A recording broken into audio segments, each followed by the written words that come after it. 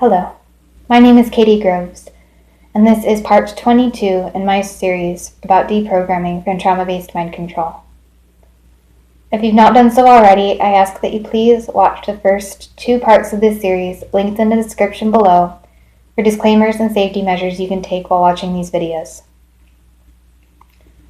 In this video, I'm going to be talking about navigating treatment centers and 12-step programs. This is a tricky topic. Part of 12-step programs is that people are not supposed to identify which one they're a part of. They're not supposed to identify themselves as members of any specific group, and they're not supposed to share opinions about any specific group on public forums, such as news, radio, television, and nowadays, I'm guessing that extends to the internet. So I'm not going to identify what 12-step programs I have attended. Luckily, there are many, so I can be discreet. But I do find it important, in my opinion, to get information out there to the ritual abuse community about some of the pros and cons of 12-step programs and how I've learned to navigate them. In my last video, I talked about addressing addiction, and I spoke about how I have personally addressed it with my deprogramming, what I've done individually by myself, but I do not want to give the false impression that I have done this alone. In order to break free from drug addiction, as well as other types of addictions, within my mind control programming, I have had to reach out to people in recovery communities who were struggling with similar addictions and find the guidance and help that I needed in order to detox and stay sober from various different things. I attended 2 different treatment programs.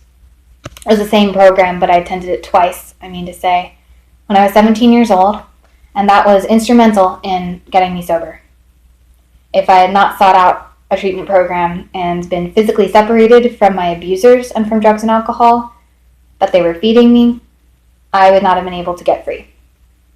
I absolutely had to stop using before I could get free from my programming. And going to a treatment center made that possible. I also needed to attend 12-step programs after that for various different things, including substance abuse and child abuse, as in programs for adult survivors of child abuse. If I had not done that and found those people, I also do not believe that I would have been able to break free. This is something, as in the deprogramming process, that I have mostly had to do by myself.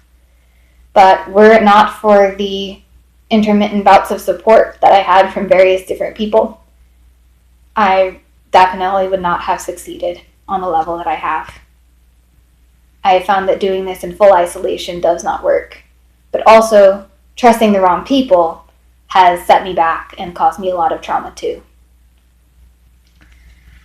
When it comes to attending 12-step programs, any kind of recovery group, including therapy groups, I found that there are a lot of pitfalls for me as a ritual abuse survivor. There were members of the cult I grew up in who were in nearly every meeting I attended, who were there to target survivors of ritual abuse and mind control and keep them broken down. Upon leaving my treatment program, I was immediately connected with people in 12-step recovery groups who were programmers and handlers, as well as people being used who were being programmed to reinforce my programming. And I found it to be a very traumatizing, difficult experience, finding the safe people I needed in the rooms and detaching from the unsafe people that were there to harm me.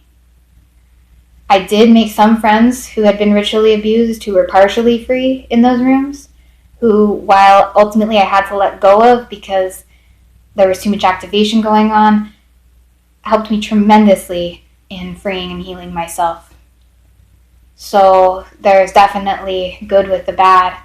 This was not a black and white situation, but ultimately I found that there was a lot of unsafety and infiltration.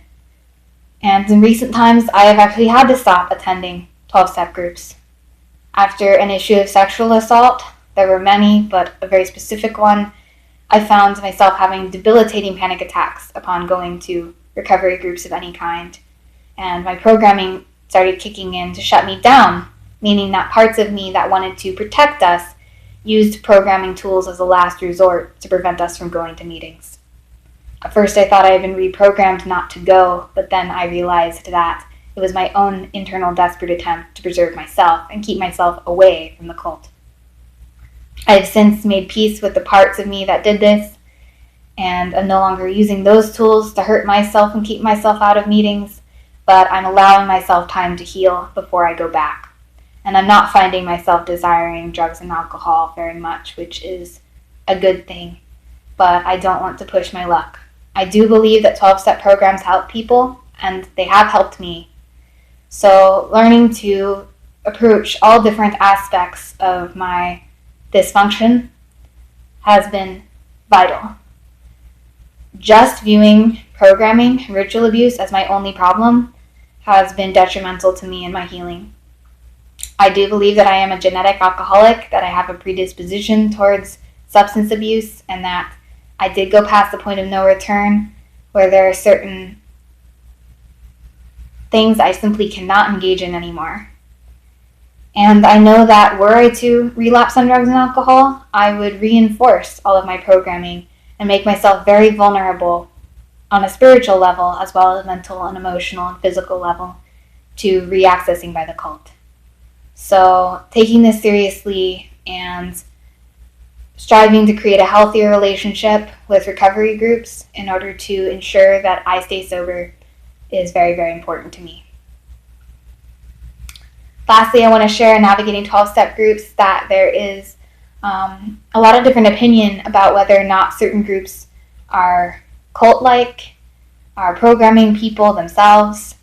Some people are very turned off by the use of the word God and the notion of a higher power, and view this as another attempt to mind control them. I've heard all these things from people and certainly felt these ways myself. So while again I'm not making any statements about my beliefs about these programs, I'm simply saying that I have gone through these issues, these questions, doubts, and fears about these programs, and come to the conclusion that a lot of what people say in the rooms is simply their personal opinion, and that I can build my own relationship and my own opinions and take what I like and leave the rest, as they say there. It's not easy being a part of any group, especially a group that talks about spirituality and recovery, can be challenging for me as a mind control survivor. I am very afraid of people mind controlling me. I'm very wary of coming in contact with people who I think wish to manipulate me.